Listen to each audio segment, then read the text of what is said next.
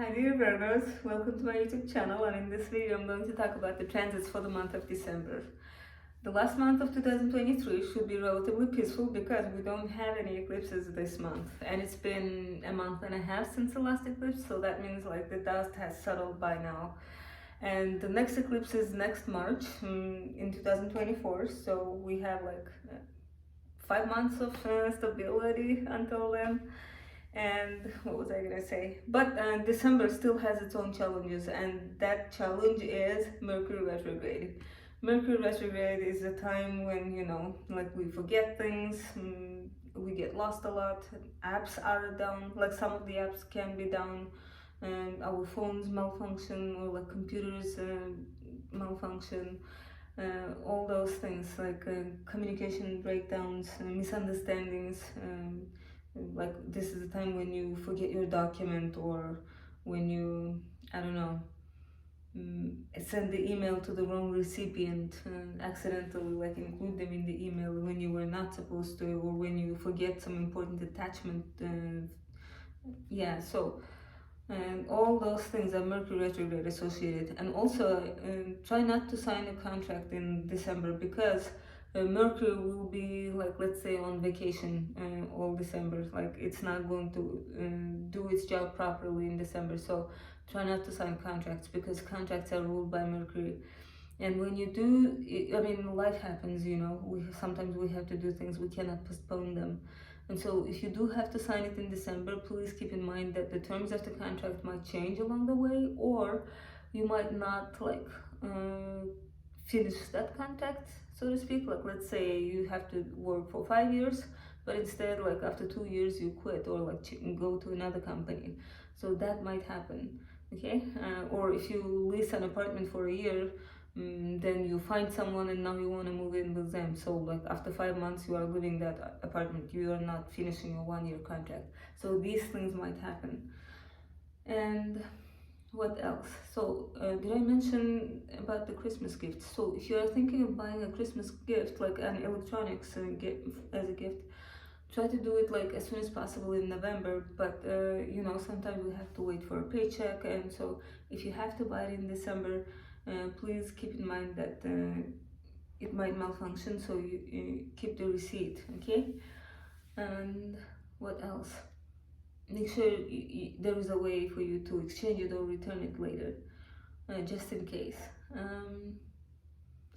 Yeah, I mentioned the retrogrades, and now let's talk about the outer planets. Yes, like I'm recording this late at night, so I'm like sleepy. That's why I'm like a bit slow. So I apologize. Virgos, you can notice these things. I have Virgo rising myself, so that's why I'm being self-critical. Yeah, so Pluto in Capricorn. It has been in your fifth house since like 2008, 15 years. That's a long time. And so, fifth house is a house of fun, creativity, leisure. Mm, it's like the energy of when we go on vacation, basically. That's when we are like relaxed, shining. We want to do fun things and have fun. Yeah. And also, it's a house of children, and it's a house of like creativity, creative work, and romance. Like the period when we are still like on the dating period, when you have not really committed to each other yet. Yeah, so and those are usually the earliest days of the relationship, right? And usually those are the most fun days. So that's fifth house energy, and so you will have this like you have had this Pluto in there, which is like a heavy planet. Now imagine those things and mixing them with like Pluto energy, like. And yeah, so Pluto has been transforming your like approach to romance, I guess, or they might have been like extremes, because Pluto rules extremes. It's either like really really good, or like really really bad. Like you must have experienced like real like highs or lows in terms of like romance, like, or creative self-expression. Yeah, there might have been periods when you have like brilliant ideas, and then like periods when you're like you cannot even like squeeze anything out of your brains like creatively.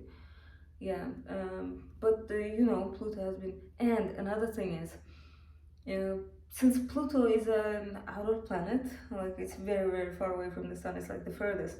and so we barely feel it. It's a generational planet. We only feel it when it's making an exact aspect during transit, like degree to degree. Um, so yeah, if you have any planets in Capricorn, you might have had conjunction to it. Okay, and you know a lot of us have either in Uranus, Neptune, Saturn, and Pluto, generational planets. So a lot of us are feeling. A lot of us felt this actually, like during the pandemic. Yeah, like that's it happened in like Pluto, Saturn in Capricorn, and there was also I think March mixed in that mix, and Jupiter. It was like a toxic mix of planets. So, y and you had that in your fifth house, okay? And so creatively, must have been like dark, but also inspiring in a way. You're like, wow, like probably give you ideas. And yeah, but like that's Pluto, so you only feel it when it's making an exact aspect. And speaking of those, uh, Pluto is about to leave Capricorn and enter Aquarius in January 2024. So that means right now Pluto is on the last 2 or 3 degrees of Capricorn, and since it's an earth sign, it means it's making a trine aspect to the late degrees of Virgo. So if you have any planets on the late degrees of Virgo, let's say your sun, Mercury, Venus, or Moon, or your rising sign, then you are feeling this trine, and which is an empowering aspect actually. So you don't get the negative side of Pluto. You get the positive side, which is like empowerment, transformation, where you are the one in control of your own transformation. And yeah, so it's good. And you've already experienced this transit in May or June. That's when Pluto was on these degrees, but then it started traveling backwards, and that was like uh, heavy energy. So, but since this is a direct Pluto aspect, it should be good, and I mean extra good since this is like a trine aspect. And then after Pluto, we have Neptune, and dear Virgos, Neptune has been in your seventh house for a decade now, which is a long time. And Neptune is, it rules Pisces. Neptune is in its own like sign, so it feels strong there. And you know, it's your seventh house, so you have had the ruler of your seventh house in your seventh house, which is a very strong aspect. But still, the thing is, Neptune rules Pisces. Think of it as fish. You try to mm, hold on to fish and it just slips away. That's how the relationship may have felt for the past 10 years. Like Neptune can do that. Like it's literally like slippery. You know, like they say the positive manifestation of Pisces is like unconditional love, but mm, I don't know, like for me personally, like it's been the more um, confusing side of Neptune, like very, very confusing when there's like lack of clarity. Even though when you're like trying to gain an understanding of this reality, you don't manage to get a full explanation. It's like, like why are we being given such challenges? But that's what Pluto in the seventh house milkshake brings to our yard. Um, Yeah. Oh, now the thing is, so Neptune is in the seventh house, right? It's in the late degrees of Neptune. So, which means in like 2 years, Neptune is gonna finally leave our seventh house. No more confusion in relationships. And but the thing is, 2 years sounds like a long time.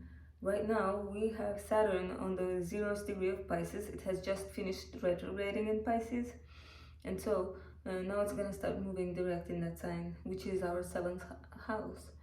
And the thing about Saturn is that it's a very serious planet. It brings a lot of seriousness and sobriety and yeah, and responsibility and reward. So now combine all of those things with the house of relationship.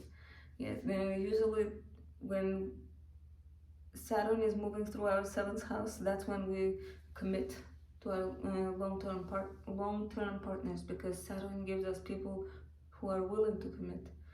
And yeah, so this is a great time, and Saturn is finally in Pisces. So and now Saturn is moving direct. Now it's gonna go further into Pisces, so it's gonna touch the degrees that you have in Virgos, especially the early degrees of Virgos. You guys are going to feel that conjunction to your descendant. So if you are single, I would say be out and about. I understand you may have had like a really weird relationships because of Neptune in the seventh house for the past 10 years. You can blame Neptune, point fingers at it. It is actually therapeutic to kind of like transfer responsibility, or like to finally point a finger at something, like what is it called? The diagnosis of this, like what's causing it. And Virgos, I know you guys appreciate like clarity, like clear answers. So yeah, blame Neptune and thank Daddy Saturn, because Saturn is going to give serious partners now. Yes, dear Virgos, you deserve it.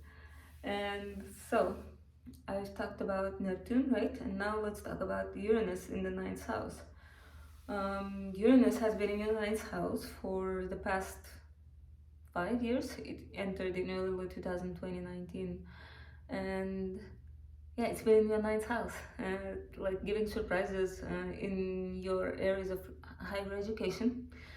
You may have suddenly decided to get a graduate degree, or you may have suddenly decided to change your major if you were in college in 2019. Or maybe in grad school you started studying something completely different, something not related to your bachelor's degree at all. That's what happened with me actually. I studied one thing in bachelor's, but then I lost interest in that subject, and I switched to education. And yeah, so that was very Uranian. And so you may have experienced something similar. Or if it was not really about education for you, then it may have been about travels, because ninth house is also travels, foreigners, everything exotic, cultures, yeah. So those things you may have experienced, like either innovation in that area, because Uranus is technology. What else?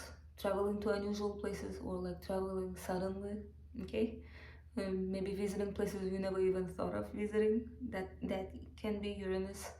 Yeah, so Uranus, even though it's like the planet of instability, but it's also a very exciting planet. Yeah, it makes you get out of your comfort zone, look at things from a different perspective. Yeah, so um, yeah, and along with Uranus, this year you have Jupiter in your ninth house until next May. So, and Jupiter rules the ninth house, so it's very comfortable in the ninth house, giving you like a dose of luck, bringing luck with in dealing with foreigners, everything like immigration, travel related, higher education related. Yeah, which is good, and for publishing too, if you are thinking of publishing. Yeah, and right now, like I have Virgo rising, right, and I have this Jupiter in my ninth house, and I'm like recording these videos and posting them on YouTube. That's ninth house activity. And what else? So I talked about Uranus and Jupiter, and Saturn. Saturn is in your, yeah, I've talked about that already. It was along with Neptune. Can you see like two planets in your seventh house, two planets in your ninth house? These must be interesting times for me. Definitely, like these are interesting times in my life. Now Mars. Okay, Mars is an inner planet. So now I'm going to, in this half of the video, I'm going to talk about the inner planet transits. So most of December is focused on your home life, family life. Okay, because the sun is in the sun is in Sagittarius, which is your fourth house. It's a great time to spend with your family, okay, until December 21st, and then after that, after winter solstice, The sun is gonna enter Capricorn, which is your fifth house, more like romance oriented, children centered, hobbies, recreation, leisure, uh, yeah, and so creative self expression. Mm, yeah, and so what was I gonna say? On December 1st, Mercury enters Capricorn until February 5th, 2024. So that's like 2 months.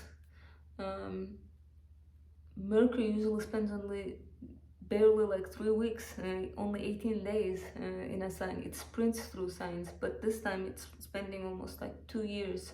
I mean, not 2 years, 2 months. 2 months in Capricorn. I mean, like Sagittarius Capricorn. And since you guys are Mercury ruled, this is going to affect us. Like I'm also Mercury ruled, so this is going to affect us. Like last Mercury retrograde was a nightmare for me. Like I got lost a lot. I moved to another city around that time. Like I had to, and so like I got lost a lot. My Google Maps confused me. Like I mean like made me confused, and I didn't completely read the fine print on the schedule of trains, so I had to stay at a hotel. And then later I found out I could have taken a train home, where I already had a place. So like I wasted $400 because of some misunderstanding, and that was all because of Mercury retrograde. So these things can happen with Mercury retrograde. Like it's really frustrating, and Virgos, you can feel it, like because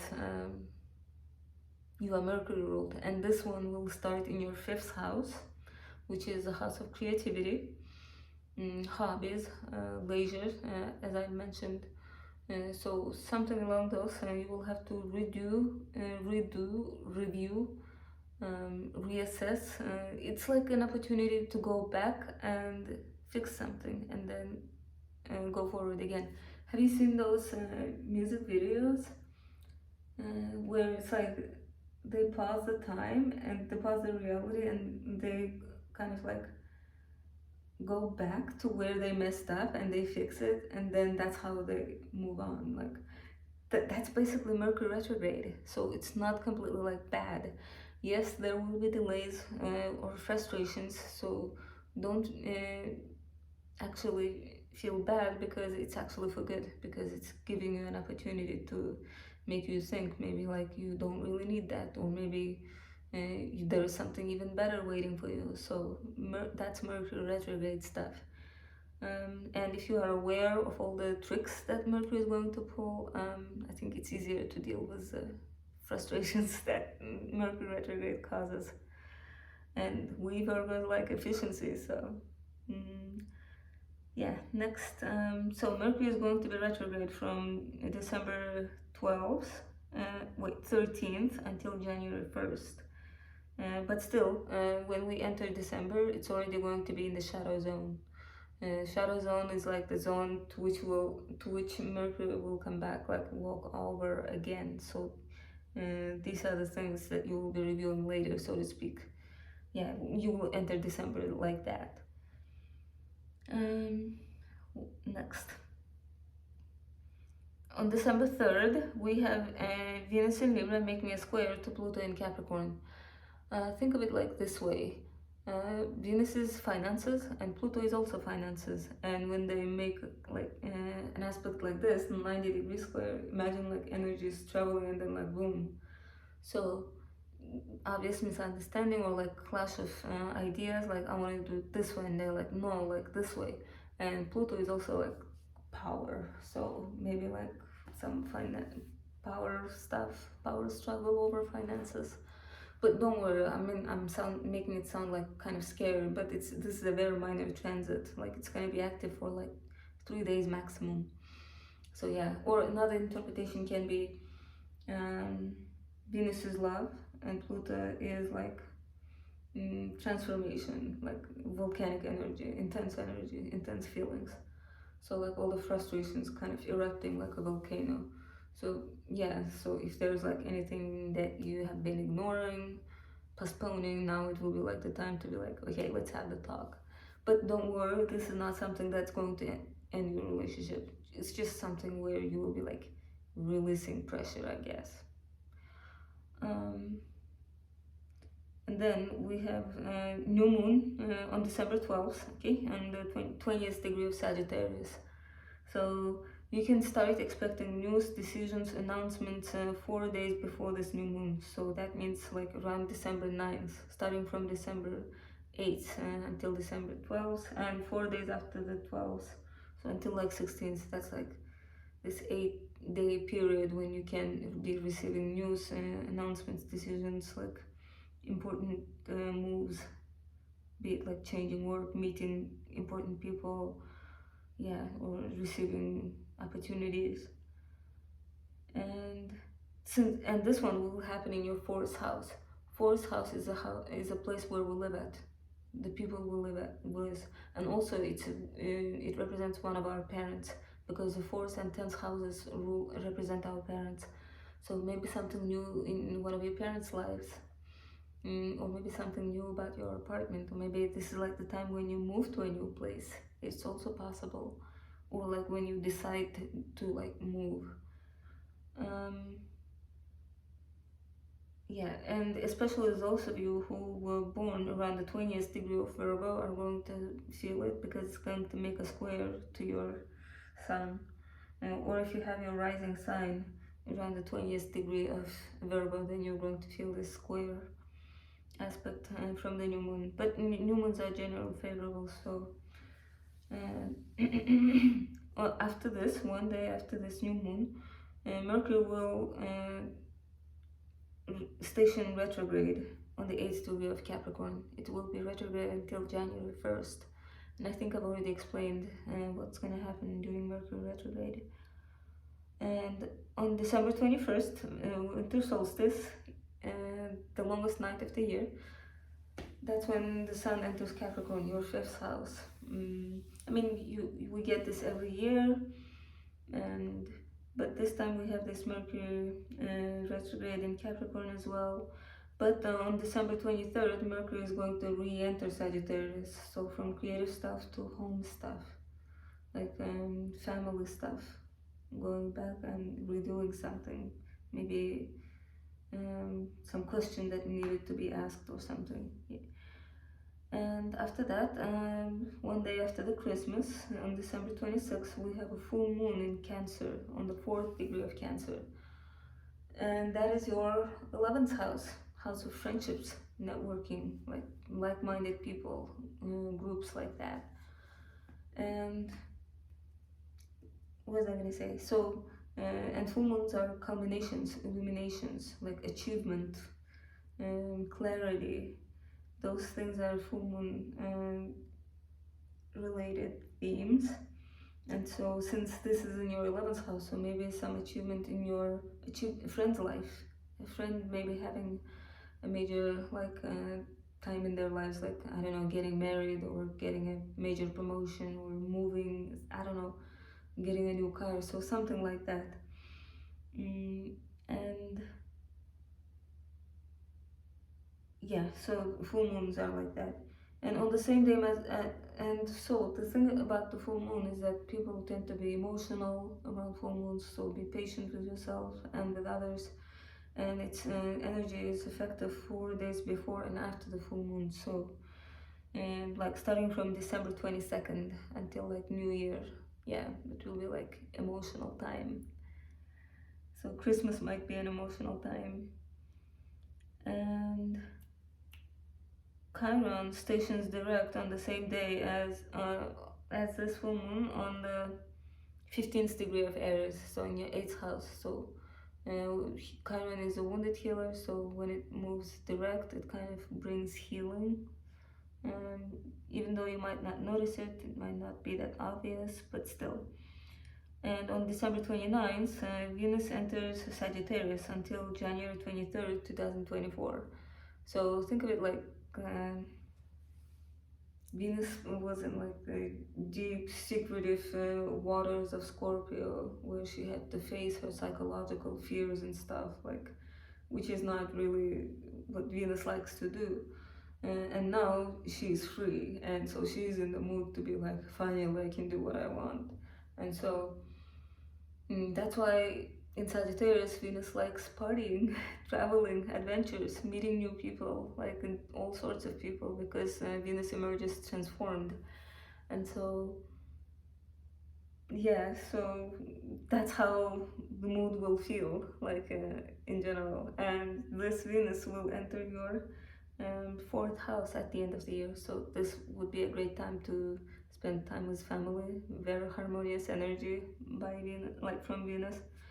And it would be a great time to decorate your apartment or your house, because Venus brings that aesthetic, beautiful energy to the fourth house.